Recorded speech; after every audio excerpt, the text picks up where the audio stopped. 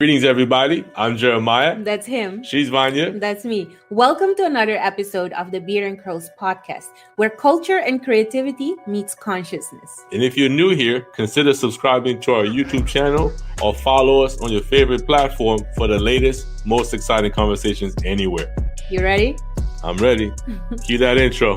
What's up, guys? It's your girl, Margot Bingham. Karen Parsons. You're now tuned in. You're now tuned in. You are now tuned in. You are now tuned in to Beard and Curls. Beard and Curls. Beard and Curls. Beard and Curls. Beard and Curls.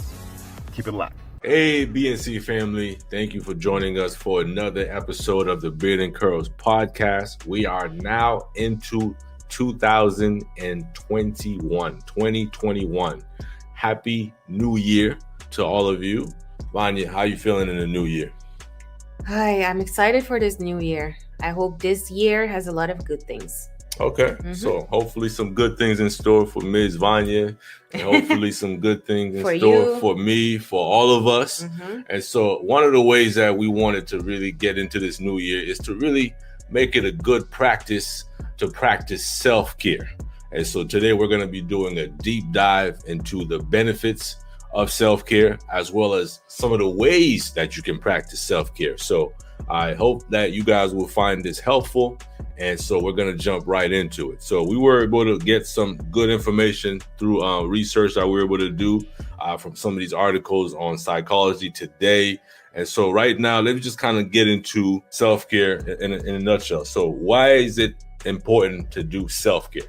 And so one of the things that you can have to think about is a lot of times we're spending a lot of time doing different activities and we get caught up. Maybe we're really, spending our time behind computers and stuff like that. So it's a good thing to kind of break away from these things and basically do activities and do something for yourself. So set aside time alone to focus on improving yourself, your mental health, etc. And so here are the key things that I want you guys to take away from it. So like when you think about the benefits, we know a lot of times when you're not doing what you need to do for yourself, it causes stress.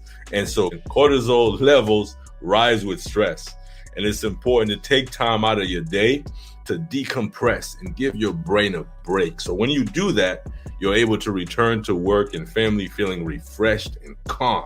You can exercise, which increases endorphins. And so listening to music or an amusing podcast like the Beard and Curls podcast or a podcast of your choosing, those things can also increase dopamine. And so really engaging in your favorite hobby, reading a book can be calming, and it can elevate those cortisol levels that tend to cause stress and things like that. So it doesn't really matter which option you choose. The most important thing is that you make time for yourself every single day. And again, it doesn't have to be long. It doesn't have to take a lot out of your day.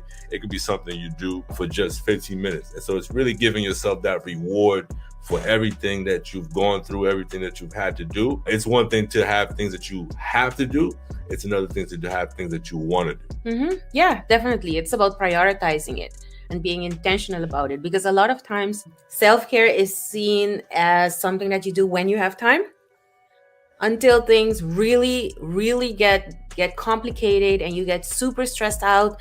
Then a lot of times people start realizing like, oh, maybe I should do this more, I should rest more, or I should do things that I love more. So yeah, but when you take an approach that is more preventative, you can actually avoid getting burnout and avoid falling into situations that are not really good for your emotional and physical health. I like that. Preventative care. I love that. We hear that a lot in our field, in the medical field, and I think it's not just cliche. I think it's really important, when you can get ahead of anything. All right, so again, reducing and quelling levels of anxiety, especially generalized anxiety, are only possible if you're capable of sustaining an ongoing commitment to improve coping during these historic times. And so it's a process that starts with you, and every positive step you take can help improve your mental health. So Vania, I'm going to turn it over to you, and you can get us started with 10 practical steps that you can do to be able to practice healthy self-care. So let's start with the first one. Self-care means knowing who you are and your limits. Self-care means recognizing when you are doing more than you are used to handling and trying to figure out what can be done to slow down. Exactly. I like that. So basically, the first thing to know is that know your limits and know who you are. Yeah. So how do you know your limits? Like, it's important to know like what your boundaries are, like be aware of that. So when do you feel uncomfortable when something is asked from you, or when you tell yourself that you're supposed to do something? Like, how do you feel about those things? No, that's a very good point. I'm gonna actually give examples of what you're saying. So, like for me, I'm a get it done type. I get things done, and I'm not somebody that always thinks I need 8 hours of sleep. So sometimes I could maybe sleep for 3 hours, and so that's where you have to know your limits. Is okay. So even if I can do that, is it the best thing for me to do that? You know what I'm saying? So being able to just say, okay, so yeah, I want to accomplish things, but at what cost? Even if you don't always feel it, it doesn't necessarily mean that it's not impacting you. So next time when I tell you it's time to go to bed, what are you going to say? I'll see where I am at that point. No, you gotta implement the things that you teach. I know. I'm gonna definitely work on that for this year. So okay, we'll definitely work on knowing your limits. Yes, exactly. So let's talk about point number 2. Self-care means getting the sleep you need and knowing how to rest. Are you getting enough sleep for you? Do you know how much sleep you require every day? And are you sleeping at least that much? So you just mentioned that example. I did. So really, again, I think one of the things that I've always said, and I'm gonna have to walk that back, is sleep is luxury and it's not a necessity. Yeah. But when you think of it from the standpoint of self-care, it has to become a necessity. Yeah, and I've always disagreed with that statement that sleep is a luxury and not a necessity. You know why? Go ahead. Because lack of sleep is like junk food for the body. If you compare it with like food, it would be it's the same. It's like poor sleep hygiene. That is as bad. You know what I mean? The only thing is that you may not see the consequences right away. Right. But it's still as bad. Say that again. I like that. It's the same thing as junk food to the body. Okay. Like I've heard more people say like, yes, I don't have time to sleep, because when you are working, towards your goals, it's almost like it doesn't matter if you get enough sleep. I totally understand that sometimes you won't be able to get enough sleep. I understand that. However, I don't really agree that it should be a lifestyle because you are going to pay for the consequences at some point. At some point. So it's not something you can sustain like long term without feeling the consequences. So I've heard a lot of people say like, I'm working really hard as if it's a badge of honor, right? That's exactly I barely get sleep, but people do wear it like a badge of honor. Yeah, but would you wear it as a badge of honor, like to say, oh, I'm working so hard to achieve my goals and I'm only eating junk food. You know what I mean? That is not really a badge of honor. Like, and that's not going to sustain you long term. So to me, it's kind of like similar. Like a poor sleep hygiene is not that wow. I mean, obviously, if you have certain like demanding goals, there is no other way around it. I mean, I go to bed late sometimes too because I need to do things. For you, it should be an exception, not a lifestyle. I don't think it should be a lifestyle. Okay. See, here's the thing with that though. Like a lot of times, especially me being a kid of the 80s, growing up in the 90s, a lot of these songs that I would hear, like these rappers would talk about, to be nice, you have to sacrifice things like no sleep. And then you hear nowadays a lot of these speakers, these well-prominent speakers talking about, if you live in LA, you can't sleep till 8 a.m. It's already 11 a.m. on the East Coast. The stock market been open for 2 hours. They're making decisions about your life while you sleep. And then you also hear about the 5 a.m. life. People always talk about these things like, man, I've been up for 4 hours. So people always talk about how being, lack of sleep is somehow positioning them to have, a better success rate. No, I understand. And I do think that you have to make sacrifices. And I think that like, I mean, I totally understand that a lot of people sacrifice sleep in order to get success. However, I don't think that if you are constantly operating without getting proper rest, it will impact your body eventually. You may not know how yet, but yeah. So that's how I feel. Maybe because I do need more rest, and maybe there are people who naturally don't need enough, and that's how they operate at their fullest. But at least for me, it's not something that I'm looking forward to, like to sleep to sleep little in order to be successful. I want to be successful, but hopefully more balanced. Right. So then it really comes down to just knowing your limits and having healthy boundaries. Yes, Okay. exactly. Love it. Let's move to point number 3. Self-care means making sure that you're well fed. Does what you eat provide the energy you need to function? Yeah. That's a good question. I agree. So at the end of the day, when you said it earlier too, as far as the food, it's not just eating to be eating. You know what I'm saying? If you're just putting stuff in your body where you're not getting the proper nutrients, you're going to be out of balance. You know what I mean? You can't just live off of starch. You can't live off of just one food group. So you got to be able to know how are the things you're eating going to sustain you for the long haul. Yeah, and I think one of the things that has been very beneficial for me is like when I meal prep, when I prepare for the week, it really helps us to have a more successful week when it comes to nutrition. And when we don't prepare for the week, then usually it's not as healthy or as balanced. So at least that's my experience. So preparing, maybe spending 2-3 hours preparing can literally save the whole week because you're intentional about it. So I agree. So this is an important step. Okay, so let's move to point number 4. Self-care means finding a way to decompress throughout your day, not just when you leave work. What is it you do to rest your mind during and after a work day? I love it. I mean, a lot of times people are so committed to their job and they work through lunch or, they skip meals because they need to have those important meetings and different things like that. And at the end of the day, you pay the consequences for doing stuff like that. One of the things that I would do when I was out in the workforce is during lunchtime, I would literally go in my car, recline the seat, put the windows up and go to sleep. And sleep for like. That's where you get your extra sleep. Exactly. I sneak it in during the day when I can. And so, making sure that you do not skip that meal and you don't have those lunch meetings, whatever it is, to really just kind of unwind, unplug, and just disconnect from that work day. Because at the end of the day, if you need to take 15 minutes to go for a quick walk, do that. Whatever it is, find time during your work day to decompress. Yes, I totally agree. And also respect your own time. So not because you decide to spend time with yourself or, to disconnect, that means that that's time that other people can claim that time. Exactly. It's like you need to really, really respect that, okay, this is my time and I can take this time to do nothing if I have to.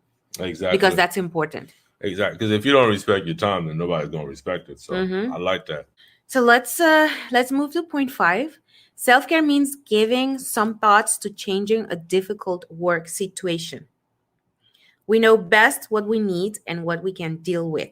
Is there anything that can be done to make your work somewhat less stressful? It's a great question. I mean, at the end of the day, again, it's all tied together, knowing your limits. And so if you're in a situation, a job, and we did an episode on this a while back about imposter syndrome, where maybe you are in a situation where it's starting to impact your self-esteem, the way you view yourself, your confidence. I mean, at the end of the day, you have to really think about like, okay, so what are the things that I can do to maybe improve that situation? Maybe you can't leave the job. Maybe you can, transition to another department, or maybe you can have a heart-to-heart with your manager. Regardless, if the situation is proving to be stressful, you may have to make some difficult decisions. Yes, and I think one thing that is also super important to realize is that you do have a choice. Like we need to realize that we have a choice. Like we can either complain and stay in the same situation and maybe blame other people, but you do have a choice. You're still staying in a situation if you're really not enjoying the situation. Nobody's forcing you to be in that situation. So exactly. I think that is important to realize also, and that yes, sometimes it will involve taking risks, but then you gotta evaluate to determine whether those risks are worth it, whether it's more risky to stay in the situation versus risking trying something different. I absolutely agree with you. So we have power in choices, and let's not give that power away. So let's move to point number 6. Self-care means taking time to get to know you better. Self-care means learning to recognize your own temperament and trying to prepare for your personal limits. I agree. I mean, at the end of the day, we're always evolving. We're always growing as people. And so one of the things that I've always kind of identified with, like, as human beings, if you don't learn to adapt, you become extinct. And so you have to always be growing and wanting to know yourself and wanting to see what are the things that you could do better this year than maybe you did last year. Something that you could do better today that you did yesterday. So I think it's an ongoing process. And then when it comes to this point, even like doing like a quick assignment, like write down the things that were helpful the previous year, the things that you want to continue doing this year, and the things that you no longer want to do that you used to do. Like even being intentional about writing it down and looking at it and reading it, I think can be very helpful, because it's like you're transferring it from your brain to paper and you can actually read it and go back. That has been very helpful for me when I write down the things that I want to achieve, or even like if I'm struggling with something, I write it down and I look back and I'm like, yes, this is why I wanted to do what I wanted to do. And so it's like that extra push. I love it. Putting pen to paper. Let's yes. Okay, point 7. Self-care means identifying what you enjoy doing and what's fun for you, and make a serious effort to integrate it into your day, or at the very least, your week. I absolutely love this point, because we all have little things that we love more than anything else. And it doesn't have to be anything over the top. It could be as simple as you spent 9 hours working today.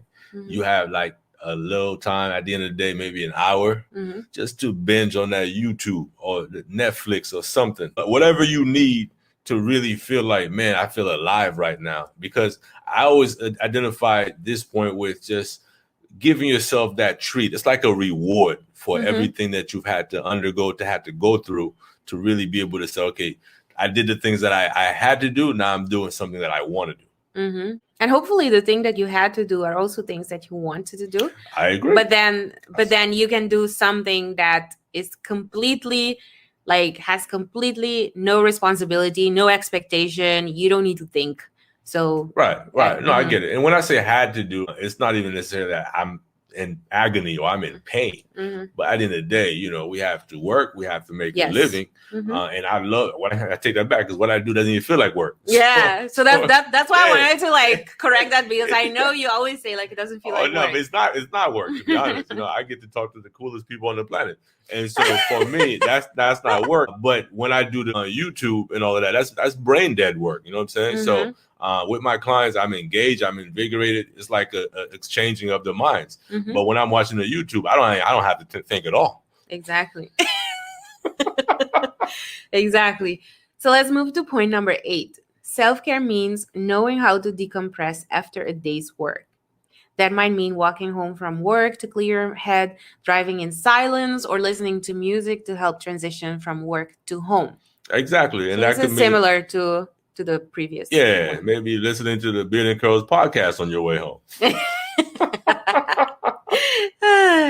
So point 9 says self-care means feeding your spiritual self. Exactly. I mean, I think it's kind of self-explanatory. So like really just, you know, you connect with, you know, the source. And for me, that happens to be Jesus Christ. And so just being able to be in tune with that. Definitely prioritize that. To me, like, I really like to do that in the morning, because that kind of like helps me prepare myself for the day. And it's just like fuels my brain, you know, with positivity and purpose for the day. I love it. Walking in the morning, huh? The walking and the spiritual part. Oh yeah, the devotion. Yeah. So actually all of that, like walking, like basically working out, do my devotional, you know, like connect with God, and then have a healthy breakfast. So all of that is very important. Like I noticed that when I start my day like that, I feel so balanced and good, you know. It just helps. Okay, so point 10. And finally, self-care means taking time to love yourself and appreciating that there is only one you, and you are the expert on that. I love it. I mean, at the end of the day, There's only one of us. We are unique, and we really need to embrace that and just know that this is what we have to offer to the world. And so I love it. Taking time to love yourself and appreciating the person that you are. Yes, I really like it too. And really realizing that it's so important for you to take care of yourself so you can actually be a blessing to others and be the best version of yourself, which is what you're created to be.